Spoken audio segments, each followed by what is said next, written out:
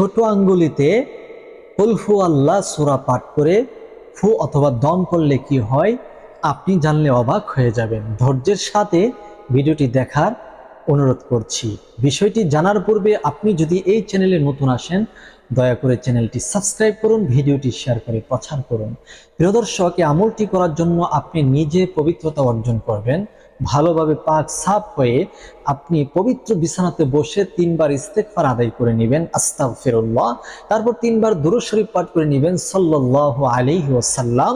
এরপর এই ছোট আঙ্গুলিটিকে আপনার সামনে এভাবে পেশ করে আপনি সূরাতুল ইখলাস, কুল হু আল্লাহ সূরা পড়বেন। আউযু বিল্লাহি মিনাশ শাইতানির রাজীম, বিসমিল্লাহির রহমানির রহিম, কুল হু আল্লাহু আহাদ, আল্লাহুস সামাদ, লাম ইয়ালিদ ওয়া লাম ইউলাদ ওয়া লাম ইয়াকুল লাহু কুফুয়ান আহাদ।